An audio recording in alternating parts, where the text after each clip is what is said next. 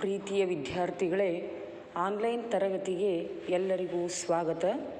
ಹಿಂದಿನ ತರಗತಿಯಲ್ಲಿ ನಾವು ಹಲಗಲಿ ಬೇಡರು ಪದ್ಯವನ್ನು ಅಭ್ಯಾಸ ಮಾಡ್ತಾ ಇದ್ವಿ. ಕಂಪನಿ ಸರ್ಕಾರದ ದೌರ್ಜನ್ಯವನ್ನು ವಿರೋಧಿಸಿದ ಕಥಾನಕವೇ ಈ ಹಲಗಲಿ ಬೇಡರು ಲಾವಣಿ. ಹಾಗಾದರೆ ಈಗ ಅದನ್ನು ನಾವು ನೋಡೋಣ ಬನ್ನಿರಿ. ಹಲಗಲಿ ಬೇಡರು ಇದು ಒಂದು ಜನಪದ ಸಾಹಿತ್ಯಕ್ಕೆ ಸೇರಿದಂತಹ ಲಾವಣಿ ಪ್ರಕಾರ. ಈಗಾಗಲೇ ನಾವು ಜನಪದ ಸಾಹಿತ್ಯ ಅಂದರೆ ಏನು, ಜನಪದ ಸಾಹಿತ್ಯದ ಪ್ರಕಾರಗಳಾದಂತಹ ಕತೆ, ಗಾದೆ, ಒಗಟು ಮತ್ತು ಲಾವಣಿಗಳ ಬಗ್ಗೆ ನಾವು ಲಾವಣಿ ಪ್ರಕಾರಗಳನ್ನು ನೋಡಿದ್ವಿ. ಲಾವಣಿ ಅಂದರೆ ಏನು ಅನ್ನುವಂಥದ್ದನ್ನು ನಾವು ಈಗಾಗಲೇ ತಿಳಿದುಕೊಂಡ್ವಿ ಅಂತ. ನಾಡು ನುಡಿಗಾಗಿ ಶ್ರಮಿಸಿದಂತಹ ಸಾಧಕರನ್ನು ಕುರಿತ ವ್ಯಕ್ತಿ ಚಿತ್ರಗಳು ಹಾಗೂ ಐತಿಹಾಸಿಕ ವಿವರಗಳನ್ನು ಅಭಿವ್ಯಕ್ತಿಸುವಲ್ಲಿ ಲಾವಣಿಗಳಿಗೆ ಏನದ ಪ್ರಮುಖವಾದಂತಹ ಸ್ಥಾನ ಇದೆ ಅಂತ.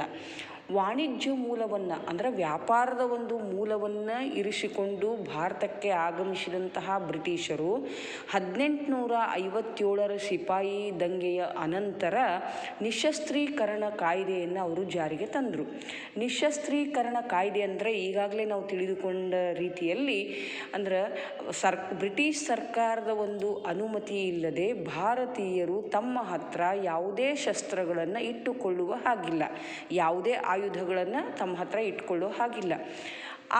ತಮ್ಮ ಹತ್ರ ಇದ್ದಂತಹ ಆಯುಧಗಳನ್ನೆಲ್ಲ ಬ್ರಿಟಿಷ್ ಸರ್ಕಾರಕ್ಕೆ ಒಪ್ಪಿಸಬೇಕು ಅನ್ನುವಂಥದ್ದೇ ಈ ನಿಶಸ್ತ್ರೀಕರಣ ಕಾಯ್ದೆ ಆಗಿತ್ತು ಅಂತ. ಸ್ವಾತಂತ್ರ್ಯ ಪ್ರಿಯರಾಗಿದ್ದಂತಹ ಹಲಗಲಿಯ ಬೇಡರು ಈ ಕಾಯ್ದೆಯನ್ನು ವಿರೋಧಿಸಿ ಹುತಾತ್ಮರಾದರು. ಅಂದರೆ ಈ ಒಂದು ಕಾಯ್ದೆಯನ್ನು ಬ್ರಿಟಿಷರು ಜಾರಿಗೆ ತಂದಂತಹ ಈ ನಿಶಸ್ತ್ರೀಕರಣ ಕಾಯ್ದೆಯನ್ನು ಭಾರತದಲ್ಲಿ ಹಲವಾರು ಕಡೆಗಳಲ್ಲಿ ಅದನ್ನು ವಿರೋಧಿಸಿದರು. ಆ ರೀತಿ ವಿರೋಧಿಸಿದಂಥವರಲ್ಲಿ ಪ್ರಮುಖರು ಯಾರು ಅಂತಂದ್ರೆ ಹಲಗಲಿಯ ಬೇಡರು ಅಂತ ಹೇಳ್ತೀವಿ. ಹಲಗಲಿಯ ಬೇಡರು ಇವರ ಪ್ರಮುಖ ವೃತ್ತಿ ಏನಾಗಿತ್ತು ಅಂತಂದ್ರೆ ಬೇಟೆಗಾರಿಕೆಯಾಗಿತ್ತು. ಆದ್ದರಿಂದ ಬೇಟೆಗೆ ಬೇಕಾದಂತಹ, ಕೃಷಿಗೆ ಬೇಕಾದಂತಹ ಉಪಕರಣಗಳನ್ನು, ಆಯುಧಗಳನ್ನೆಲ್ಲ ಅವರು ತಮ್ಮ ಕಡೆ ಇಟ್ಕೊಂಡಿದ್ದರು. ಈ ಆಯುಧಗಳನ್ನೆಲ್ಲ ಅವರು ಬ್ರಿಟಿಷ್ ಸರ್ಕಾರಕ್ಕೆ ಒಪ್ಪಿಸಬೇಕಾಗಿತ್ತು. ಆದರೆ ಅವರ ಜೀವನಾಧಾರವೇ ಯಾವುದು ಅಂತಂದ್ರೆ ಆ ಬೇಟೆಗಾರಿಕೆ. ಅದಕ್ಕೆ ಬೇಕಾದಂತಹ ಆಯುಧಗಳು ಅವ್ರ ಹತ್ರ ಏನಿದ್ವು ಅವುಗಳನ್ನು ಅವರು ಒಪ್ಪಿಸಿಬಿಟ್ರೆ ಸಂಪೂರ್ಣವಾಗಿ ಅವರು ಶಕ್ತಿಹೀನರಾಗ್ಬಿಡ್ತಿದ್ರು, ಶಕ್ತಿಯನ್ನು ಕಳೆದುಕೊಂಡು ಬಿಡ್ತಿದ್ರು. ಯಾಕಂದ್ರೆ ಅವ್ರ ಜೀವನೋಪಾಯ ನಡೆಯುವಂಥದ್ದೇ ಅದರ ಮೇಲೆ. ಆದ್ದರಿಂದ ಏನೇ ಆದ್ರೂ ಕೂಡ ಆ ಒಂದು ಆಯುಧಗಳನ್ನು ಬ್ರಿಟಿಷ್ ಸರ್ಕಾರಕ್ಕೆ ಒಪ್ಪಿಸುವುದಿಲ್ಲ ಅಂತ ಅವ್ರು ಏನು ಮಾಡಿದರು, ಛಲವನ್ನು ತೋರಿಸಿದ್ರು, ಹಠವನ್ನು ತೋರಿಸಿದ್ರು. ಆದ್ದರಿಂದ ಹೇಗಾದರೂ ಮಾಡಿ ನಾವು ಸ್ವಾತಂತ್ರ್ಯವನ್ನು ಗಳಿಸೋಣ, ಬ್ರಿಟಿಷರಿಗೆ ನಾವು ಶರಣಾಗತರಾಗುವಂಥದ್ದು ಬೇಡ ಅಂತ ತಿಳ್ಕೊಂಡು ಸ್ವಾತಂತ್ರ್ಯ ಪ್ರಿಯರಾಗಿದ್ದಂತಹ ಹಲಗಲಿಯ ಬೇಡರು ಬ್ರಿಟಿಷರ ಆ ನಿಶಸ್ತ್ರೀಕರಣ ಕಾಯ್ದೆಯನ್ನು ವಿರೋಧಿಸಲಿಕ್ಕೆ ಪ್ರಯತ್ನ ಮಾಡಿದರು. ವಿರೋಧಿಸ್ತಾ ಅವರು ಹುತಾತ್ಮರಾದರು. ಆ ಒಂದು ಸಂದರ್ಭದಲ್ಲಿ ಅನಕ್ಷರಸ್ಥ ಸಮುದಾಯದಲ್ಲಿ ಇದ್ದಂತಹ ಸ್ವಾತಂತ್ರ್ಯ ಪ್ರೇಮವನ್ನು ಪರಿಚಯಿಸಿ ದೇಶ ಪ್ರೇಮವನ್ನು ವಿದ್ಯಾರ್ಥಿಗಳಲ್ಲಿ ಬೆಳೆಸುವಂಥದ್ದೇ ಈ ಒಂದು ಪದ್ಯ ಭಾಗದ ಆಶಯವಾಗಿದೆ ಅಂತ ಹೇಳ್ತಾರೆ. ಅಂದರೆ ಇದರ ಮೂಲಕ ಅಂದರೆ ಎಷ್ಟು ಸ್ವಾತಂತ್ರ್ಯ ಪ್ರೇಮವನ್ನು ಹೊಂದಿದಂತಹ ಹಲಗಲಿಯ ಬೇಡರು ವೀರಾವೇಶದಿಂದ ಹೋರಾಡಿದರು ಅನ್ನುವಂಥದ್ದನ್ನು ತಿಳಿದುಕೊಳ್ಳುವುದರ ಮೂಲಕ ನಮ್ಮಲ್ಲೂ ಕೂಡ ದೇಶ ಪ್ರೇಮದ ಮನೋಭಾವನೆ ಉಂಟಾಗಲಿ ಅನ್ನುವಂಥದ್ದೇ ಈ ಪದ್ಯದ ಆಶಯವಾಗಿದೆ ಅಂತ. ಹಾಗಾದರೆ ಪದ್ಯವನ್ನು ನಾವು ನೋಡೋಣ ಬನ್ನಿರಿ. ಹೊತ್ತು ಬಂದಿತು ಮತ್ತ ನೋಡಿರಿ ಕತ್ತಿ ಹಿಡಿಯುವ ಜನಕ, ಸಿಟ್ಟಿನ ಮಂದಿ ಹಲಗಲಿ ಬಂಟರು ಮುಟ್ಟಲಿಲ್ಲೋ ದಡಕ, ಮುಟ್ಟಲಿಲ್ಲೋ ದಡಕ. ವಿಲಾಯ್ತಿಯಿಂದ ಹುಕುಮ ಕಳಿಸಿತು ಕುಂಪಣಿ ಸರಕಾರ, ಎಲ್ಲ ಜನರಿಗೆ ಜೋರ ಮಾಡಿ ಕಸಿದುಕೊಳ್ಳಿರಿ ಹತಾರ.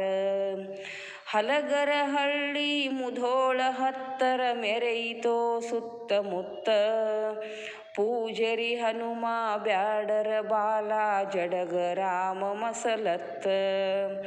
ಕೈಯಾನ ಹತಾರ ಕೊಡಬಾರದೋ ನಾವು 4 ಮಂದಿ ಜತ್ತ, ಹತಾರ ಹೋದಿಂದ ಬಾರದು ಜೀವ ಸತ್ತು ಹೋಗುವುದು ಗೊತ್ತ. ಹೊಡೀರಿ ಜಗಳ ಕೂಡಿ ತೀರ್ತೇವು ಕುಮಕಿ ನಮ್ಮದ್ಯಾವತ್ತ. ಒಳಗಿಂದೊಳಗ ವಚನ ಕೊಟ್ಟರೋ ಬ್ಯಾಡರೆಲ್ಲ ಕಲ್ತ. ಕಾರಕೂನನ ಕಪಾಳಕ ಬಡಿದರ ಶಿಪಾಯಿ ನೆಲಕ ಬಿತ್ತ. ಆಗಿಂದಾಗ ದುಃಖದ ಸುದ್ದಿ ಸಾಹೇಬಗ ಹೋಯ್ತ. ಹೊತ್ತು ಬಂದಿತು ಮತ್ತ ನೋಡಿರಿ ಕತ್ತಿ ಹಿಡಿಯುವ ಜನಕ. ಸಿಟ್ಟಿನ ಮಂದಿ ಹಲಗಲಿ ಬಂಟರು ಮುಟ್ಟಲಿಲ್ಲೋ ದಡಕ. ಮುಟ್ಟಲಿಲ್ಲೋ ದಡಕ. ಸಿಟ್ಟಲಿ ಮುಂಗೈ ಕಟ್ಟನೆ ಕಡಕೊಂಡ ಹುಕುಮ ಕೊಟ್ಟ ಸಾಹೇಬಾಗ. ಕುದರಿ ಮಂದಿ ಕೂಡಿ ಮುಟ್ಟಿತೋ ಹಲಗಲಿ ತಳದ ಮ್ಯಾಗ. ಒಳಗಿನ ಮಂದಿ ಗುಂಡು ಹೊಡಿದರೋ ಮುಂಗಾರಿ ಸಿಡಿಲ ಸಿಡಿದಂಗ. ಹೊರಗಿನ ಮಂದಿ ಗುಂಡ ಹತ್ತಿ ಸರಿದು ನಿಂತರೋ ಹಿಡಿದುದಂಗ. ಕಾಗದ ಬರೆದು ಕಳುವ್ಯಾರೆ ಬೇಗ ದಂಡು ಬರಲೆಂತ ಹಿಂಗ. ದಂಡ ಬಂದಿತೋ ತಯಾರಾಗಿ ಜಲದ ಮಾಡಿ ಹಲಗಲಿಗೆ. ಹೊತ್ತು ಬಂದಿತು ಮತ್ತ ನೋಡಿರಿ ಕತ್ತಿ ಹಿಡಿಯುವ ಜನಕ. ಸಿಟ್ಟಿನ ಮಂದಿ ಹಲಗಲಿ ಬಂಟರು ಮುಟ್ಟಲಿಲ್ಲೋ ದಡಕ. ಬೆನ್ನ ಹತ್ತಿ ತಿರಿತೀರ್ವಿ ಕಡಿದರೋ ಏನು ಉಳಿಯದಂಗ. ನಡುವೆ ಹಾಕ್ಕೊಂಡು ಹೊಡೆದರೋ ಗುಂಡ ಕರುಣ ಇಲ್ಲದಂಗ. ಚಟೇಕಾರರು ಚೌಕಿ ಮಾಡುತ್ತ ನಡೆದರೋ ಹೇಳದೆ ಗುಡದಾಗ. ಅಗಸಿಗೆ ಬಂದು ಹೆಬಲಕ ಸಾಬ ಹೇಳತಾನ ಬುದ್ಧಿ ಮಾತ. ಕೊಡುತ್ತೀವಿ ಕಬುಲ ಕೇಳರಿ ಮಾತ ಹೋಗಬ್ಯಾಡರಿ ಸತ್ತ. ಅನ್ನುವ ಮಾತಿಗೆ ನಂಬಿಗೆ ಸಾಲದೆ ಹನುಮ ಬಂದನೋ ಮುಂದಿತ್ತ. ಹೊತ್ತು ಬಂದಿತು ಮತ್ತ ನೋಡಿರಿ ಕತ್ತಿ ಹಿಡಿಯುವ ಜನಕ. ಸಿಟ್ಟಿನ ಮಂದಿ ಹಲಗಲಿ ಬಂಟರು ಮುಟ್ಟಲಿಲ್ಲೋ ದಡಕ. ಮುಟ್ಟಲಿಲ್ಲೋ ದಡಕ. ಜಡಗ ಹೇಳತಾನ ಹೊಡೆಯಿರಿ ಇವರ ಪೂರಘಾತಕರ. ಇಸವಸಘಾತಕ ಮಾಡಿದರಿವರ ನಂಬಿಗಿಲ್ಲ ನಮಗ ಪಿತೂರ. ಮೋಸ ಮಾಡಿ ನಮ್ಮ ದೇಶ ಗೆದೀತಾರೋ ಮುಂದ ನಮಗ ಘೋರ. ಅಂದು ಹೊಡೆದಾನೋ ಒಂದು ಗುಂಡಿಗೆ ಆದ ಸಾಹೇಬನ ಟಾರ. ಕಾರ ಸಾಹೇಬ ಬೆಂಕಿ ಚೂರಾದ ಲೂಟಿ ಮಾಡಂತಾನೋ ಊರ.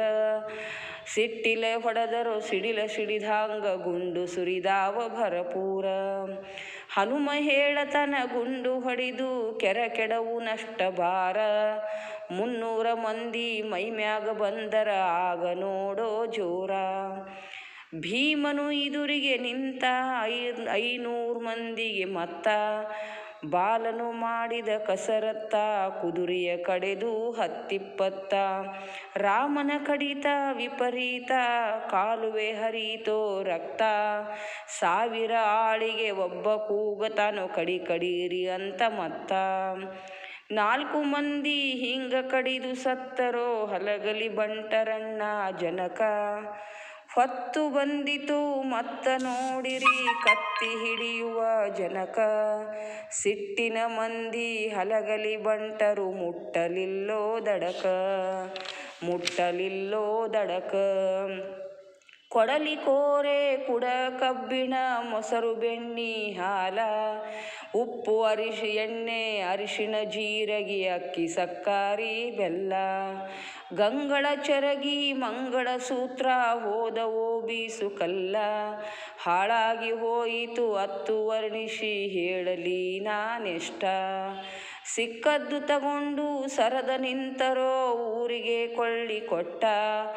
ಬೂದಿ ಮಾಡ್ಯಾರೋ ಹಲಗಲಿ ಸುಟ್ಟು ಗುರ್ತುಳಿಯಲಿಲ್ಲೆಳ್ಳಷ್ಟು.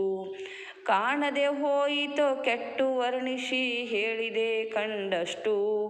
ಕುರ್ತುಕೋಟಿ ಕಲ್ಮೇಶನ ದಯದಿಂದ ಹಾಡಿದೆ ನನ್ನ ಜನಕ. ಹೊತ್ತು ಬಂದಿತು ಮತ್ತ ನೋಡಿರಿ ಕತ್ತಿ ಹಿಡಿಯುವ ಜನಕ. ಸಿಟ್ಟಿನ ಮಂದಿ ಹಲಗಲಿ ಬಂಟರು ಮುಟ್ಟಲಿಲ್ಲೋ ದಡಕ. ಮುಟ್ಟಲಿಲ್ಲೋ ದಡಕ. ಮುಟ್ಟಲಿಲ್ಲೋ ದಡಕ. ವಿದ್ಯಾರ್ಥಿಗಳೇ, ಈಗ ಕೇಳ್ರಿ. ಬ್ರಿಟಿಷರು ಭಾರತೀಯರ ಒಂದು ಶಕ್ತಿಯನ್ನು ಕಡಿಮೆ ಮಾಡಬೇಕು, ಅವರನ್ನು ತಮ್ಮ ಹತೋಟಿಯಲ್ಲಿ ಇಟ್ಕೋಬೇಕು ಅನ್ನುವ ದೃಷ್ಟಿಯಿಂದ ಈ 1857ರ ಸಿಪಾಯಿ ದಂಗೆಯ ಅನಂತರ ನಿಶಸ್ತ್ರೀಕರಣ ಕಾಯ್ದೆಯನ್ನು ಜಾರಿಗೆ ತಂದರು.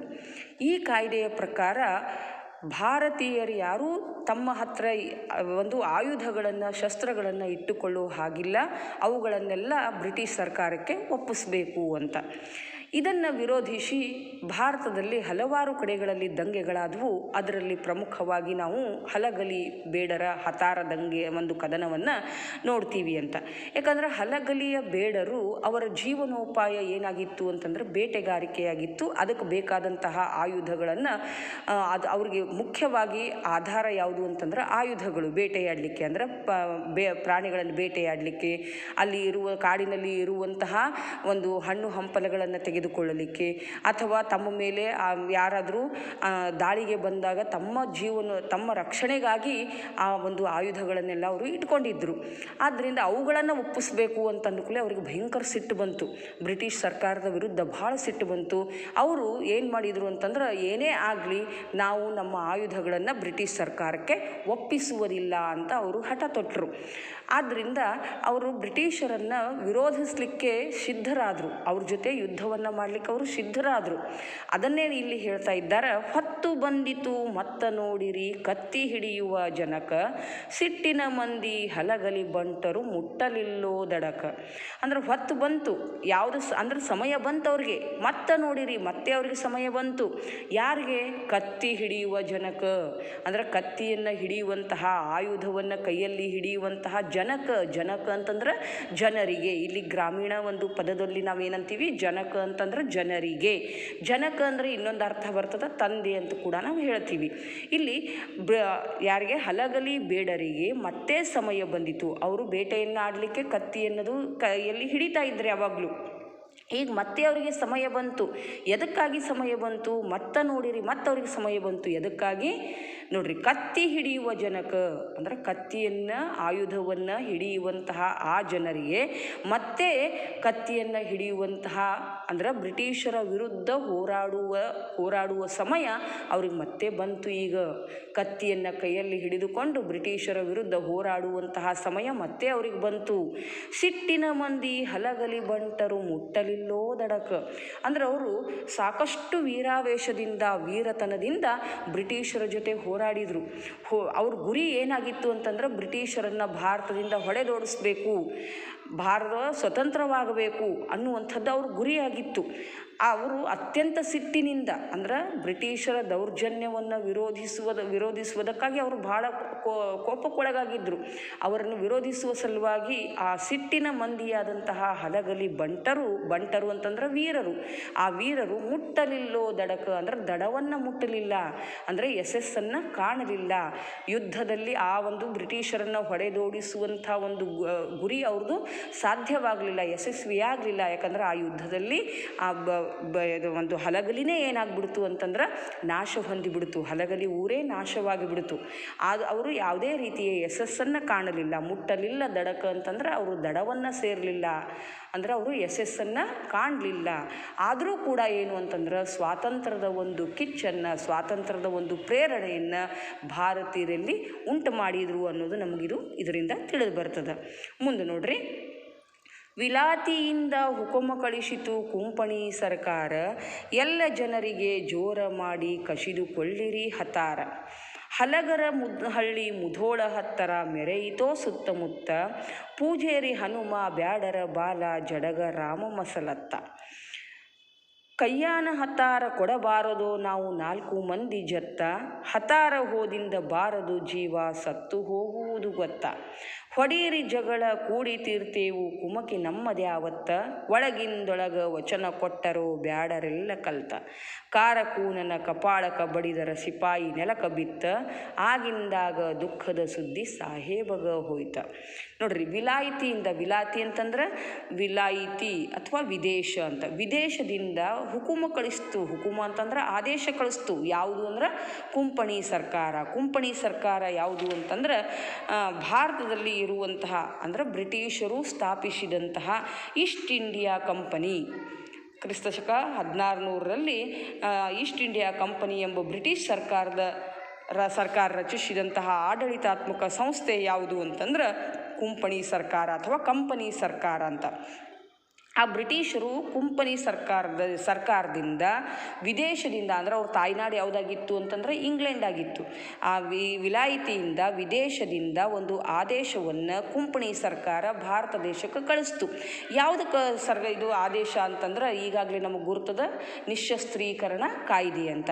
ಆ ನಿಶಸ್ತ್ರೀಕರಣ ಕಾಯ್ದೆಯನ್ನು ಅವರು ಅಲ್ಲಿ ಆ ಒಂದು ಆದೇಶವನ್ನು ಜಾರಿಗೆ ತಂದು ಅವರು ಅಧಿಕಾರಿಗಳು ತಮ್ಮ ಬ್ರಿಟಿಷ್ ಜನರನ್ನೇ ಅಥವಾ ತಮ್ಮ ಅಧಿಕಾರಿಗಳನ್ನು ಅಲ್ಲಿ ಕಳಿಸಿಕೊಟ್ಟು ಅವರಿಗೆಲ್ಲ ಹೇಳಿದರು ಏನಂತಂದ್ರೆ ಈ ಹಲಗಲಿಯಲ್ಲಿ ಇರುವಂತಹ ಬೇಡರ ಎಲ್ಲರ ಜನರ ಆಯುಧಗಳನ್ನು ಕಸ್ಕೋರಿ. ಅವರು ಅಕಸ್ಮಾತ್ ಅದನ್ನು ಕೊಡಲಿಕ್ಕೆ ಒಪ್ಪದೇ ಇದ್ದರೆ ಅವರಿಗೆ ನೀವೇನು ಮಾಡಿರಿ, ಎಲ್ಲ ಜನರಿಗೆ ಜೋರು ಮಾಡಿ ಅವ್ರ ಹತ್ತಿರ ಇರುವಂತಹ ಆಯುಧಗಳನ್ನೆಲ್ಲ ನೀವು ಒತ್ತಾಯಪೂರ್ವಕವಾಗಿ ಆದರೂ ಅವುಗಳನ್ನು ಕಸಿದುಕೊಳ್ಳ್ರಿ ಅಂತ ಆದೇಶವನ್ನು ಹೊರಡಿಸಿದರು. ಈ ಒಂದು ಆದೇಶವನ್ನು ಭಾಳ ಜನ ಏನು ಮಾಡಿದರು, ವಿರೋಧಿಸಿದರು. ಹಲಗರಹಳ್ಳಿ ಅಂತಂದ್ರೆ ಬೇಡರ ಒಂದು ಹಳ್ಳಿಯಾದಂತಹ ಆ ಹಲಗಲಿ ಮುಧೋಳ ಹತ್ತಿರ ಅದು ಮೆರೆಯಿತೋ ಸುತ್ತಮುತ್ತ ಅಂತಂದ್ರೆ ಆ ಹಲಗರು ಅಂದ್ರೆ ಬೇಡರು ಏನು ಮಾಡಿದರು ಅಂತಂದ್ರೆ ಈ ಒಂದು ಕಾಯ್ದೆಯನ್ನು ವಿರೋಧಿಸಿ ಹೋರಾಟಕ್ಕೆ ದಂಗೆಗೆ ಇಳಿದ್ರು. ಈ ರೀತಿಯಲ್ಲಿ ಮುಧೋಳದ ಹತ್ತಿರ ಅವರು ಹೋರಾಟವನ್ನು ಮಾಡ್ತಾ ಇದ್ದಾರೆ ಅನ್ನುವಂತಹ ಸುದ್ದಿ ಮುಧೋಳದ ಹತ್ತಿರ ಎಲ್ರಿಗೂ ಗುರುತಾಯಿತು. ಮುಧೋಳದ ಹತ್ತಿರ ಈ ಒಂದು ಊರು ಎಲ್ಲ ಕಡೆಗಳಲ್ಲಿ ಏನಾಯಿತು, ಹೆಸರಾಯಿತು. ಈ ರೀತಿ ಎಲ್ಲ ಕಡೆಗಳಲ್ಲಿ ಅದು ಮೆರೆಯಿತು ಅಂತಂದ್ರೆ ಹೆಸರಾಯಿತು. ಅಂದರೆ ಹಲಗರು ಬೇಡರು ಅದನ್ನು ವಿರೋಧಿಸ್ತಾ ಇದ್ದಾರೆ ಈ ಕಾಯ್ದೆಯನ್ನು, ನಿಶಸ್ತ್ರೀಕರಣ ಕಾಯ್ದೆಯನ್ನು ಅಂತ ಎಲ್ಲ ಕಡೆ ಹೆಸರಾಯಿತು. ಅವರಲ್ಲಿ ಅತ್ಯಂತ ಪ್ರಮುಖರಾದವರು ಯಾರು ಬೇಡರಲ್ಲಿ ಅಂತಂದ್ರೆ ಪೂಜಾರಿ ಹನುಮ, ಬ್ಯಾಡರ ಬಾಲ, ಜಡಗ ಮತ್ತು ರಾಮ ಅನ್ನುವಂತಹ 4 ಅತ್ಯಂತ ಪ್ರಮುಖರಾದಂತಹ ಮುಖಂಡರು. ಅವ್ರೇನು ಮಾಡಿದರು ಅಂತಂದ್ರೆ ಬ್ರಿಟಿಷರ ವಿರುದ್ಧ ಅವರು ಮಸಲತ್ತನ್ನು ಮಾಡಿದರು. ಮಸಲತ್ತು ಅಂದರೆ ಪಿತೂರಿ, ಒಳಸಂಚು, ಉಪಾಯ ಅಂತ ಅವರು ಒಂದು ಉಪಾಯವನ್ನು ಸಂಚನ್ನು ಮಾಡಿದರು. ಏನಂತಂದ್ರೆ ನಾವು 4 ಮಂದಿ ಕೂಡಿಕೊಂಡಿರೋಣ, ಕೈಯಾನ ಹತಾರ ಕೊಡಬಾರದು. ನಮ್ಮ ಜೀವನೋಪಾಯಕ್ಕೆ ಆಧಾರನೇ ಯಾವುದು ಅಂತಂದ್ರೆ ಹತಾರ ಅಂತಂದ್ರೆ ಆಯುಧಗಳು. ಈ ನಮ್ಮ ಕೈಯಲ್ಲಿದ್ದಂತಹ ಆಯುಧಗಳನ್ನು ನಾವು ಯಾರಿಗೂ ಕೊಡಬಾರ್ದು. ನಾವು 4 ಮಂದಿ ಜತ್ ಅಂದ್ರೆ ಜೊತೆ, ನಾವು 4 ಮಂದಿ ಯಾವಾಗಲೂ ಕೂಡಿಕೊಂಡು ಜೊತೆಯಾಗಿ ನಾವಿರೋಣ. ನಮ್ಮ ಕೈಯಿಂದ ಹತಾರ ಹೋದರೆ ಅಂದ್ರೆ ನಮ್ಮ ಕೈಯಿಂದ ಈ ಒಂದು ಆಯುಧಗಳ ಹೊರಟು ಹೋಗಿಬಿಟ್ರೆ ನಾವು ಉಳಿಲಿಕ್ಕೆ ಸಾಧ್ಯ ಇಲ್ಲ. ಜೀವ ಸತ್ತು ಹೋಗುವುದು ಗೊತ್ತ. ಅಂದರೆ ಈ ಆಯುಧಗಳನ್ನು ನಾವು ಬ್ರಿಟಿಷರಿಗೆ ಒಪ್ಪಿಸಿಬಿಟ್ರೆ ಅವು ಮತ್ತೆ ನಮಗೆ ವಾಪಸ್ ಬರುವುದಿಲ್ಲ. ನಾವೇನಾಗ್ಬಿಡ್ತೀವಿ ಅಂತಂದ್ರೆ ಅವುಗಳನ್ನು ಕಳೆದುಕೊಂಡು ನಾವು ಸತ್ತು ಹೋಗಿಬಿಡ್ಬೇಕಾಗ್ತದೆ. ಆದ್ದರಿಂದ ನಾವು ಆಯುಧಗಳನ್ನು ಕೊಡಲಿಕ್ಕೆ ಸಾಧ್ಯ ಇಲ್ಲ. ಇವೇ ನಮಗೆ ಆಧಾರ. ಆಗ ಅವರೆಲ್ಲರೂ ನಾವು 4 ಜನ ಕೂಡಿಕೊಂಡಿರೋಣ, ಆಯುಧಗಳನ್ನು ಬ್ರಿಟಿಷರಿಗೆ ಒಪ್ಪಿಸುವುದು ಬೇಡ ಅಂತ ಹೇಳಿ ಅವರೇನು ಮಾಡಿದರು, ಮಾತಾಡಿಕೊಂಡ್ರು. ಆಗ ಅಲ್ಲಿ ಇರುವಂತಹ ಎಲ್ಲ ಬೇಡರು, ಹಲಗಲಿಯಲ್ಲಿ ಇರುವಂತಹ ಬೇಡರೆಲ್ಲ ಕೂಡಿಕೊಂಡು ನೋಡ್ರಿ, ಹೊಡೀರಿ ಜಗಳ ಕೂಡಿ ತೀರ್ತೇವು ಕುಮಕಿ ನಮ್ಮದ್ಯಾವತ್ತು. ಅಂದ್ರೆ ನೀವು ಬ್ರಿಟಿಷರ ವಿರುದ್ಧ ಹೋರಾಡ್ರಿ, ನಾವೆಲ್ಲರೂ ಕೂಡಿ ಏನು ಮಾಡ್ತೀವಿ ಅಂತಂದ್ರೆ ಕೂಡಿ ತೀರ್ತೇವು. ನಾವೆಲ್ಲರೂ ಕೂಡಿಕೊಂಡು ಅವ್ರ ಜೊತೆಯಲ್ಲಿ ಏನು ಮಾಡೋಣ, ಹೋರಾಡೋಣ. ನಮ್ಮ ಒಂದು ಸಹಾಯ, ಕುಮಕಿ ಅಂತಂದ್ರೆ ಸಹಾಯ, ಒತ್ತಾಸೆ. ನಮ್ಮ ಒಂದು ಸಹಾಯ ಯಾವಾಗಲೂ ನಮ್ಮದು ಯಾವತ್ತೂ ನಿಮಗೆ ಇರ್ತದೆ. ನಮ್ಮ ಸಹಾಯ ಯಾವತ್ತೂ ನಿಮಗಿದ್ದೇ ಇರ್ತದೆ ಅಂತ ಒಳಗಿಂದೊಳಗೆ ವಚನ ಕೊಟ್ಟರೋ ಬ್ಯಾಡರೆಲ್ಲ ಬ್ಯಾಡರು ಬೇಡರು ಕಲ್ತ ಅಂದ್ರೆ ಜೊತೆಯಾಗಿ ಸೇರಿಕೊಂಡು, ವಚನ ಅಂತಂದ್ರೆ ಮಾತು ಅಥವಾ ಭಾಷೆ.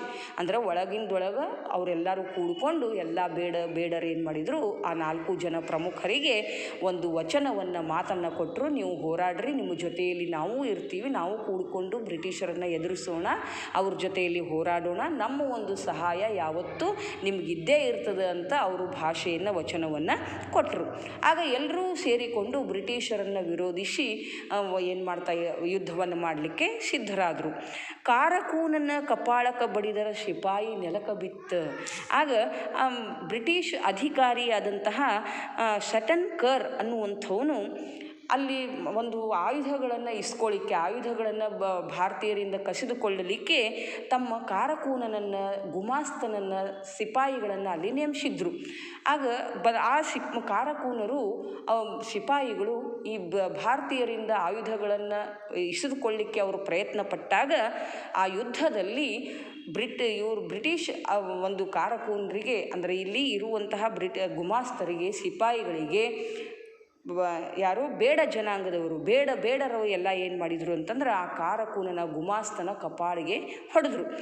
ಆ ಕಪಾಳಕ್ಕೆ ಹೊಡೆದಾಗ ಅವನು, ಆ ಸಿಪಾಯಿ ನೆಲಕ್ಕೆ ಬಿದ್ದಾಗ ಈ ಒಂದು ಸುದ್ದಿ ಯಾರಿಗೆ ಹೋಯಿತು ಅಂತಂದ್ರೆ ತಕ್ಷಣ, ಆಗಿಂದಾಗ ತಕ್ಷಣವೇ ಈ ಒಂದು ದುಃಖದ ಸುದ್ದಿ ಸಾಹೇಬಗ, ಅಂದರೆ JB ಸೆಟನ್ಕರ್ ಅನ್ನುವಂತಹ ಸಾಹೇಬಗ ಅಧಿಕಾರಿಗೆ ಈ ಸುದ್ದಿ ಹೋಯಿತು. ಏನಂತಂದ್ರೆ ಈ ರೀತಿ ಹಲಗಲಿಯ ಬೇಡರು ಬ್ರಿಟಿಷರನ್ನು, ನಮ್ಮನ್ನು ವಿರೋಧಿಸ್ತಾ ಇದ್ದಾರೆ ಅನ್ನುವಂತಹ ಸುದ್ದಿ ಅವರಿಗೆ ಹೋಯಿತು. ಹೋದ ಕೂಡಲೇ ಭಾಳ ಸಿಟ್ಟು ಬಂತು. ಯಾರಿಗೆ ಅಂತಂದ್ರೆ ಆ ಬ್ರಿಟಿಷ್ ಅಧಿಕಾರಿಗೆ ಭಾಳ ಸಿಟ್ಟು ಬಂತು. ಇದನ್ನು ನಾವೇನು ಮಾಡೋಣ ಅಂತಂದ್ರೆ ಮುಂದಿನ ತರಗತಿಯಲ್ಲಿ ನೋಡೋಣ.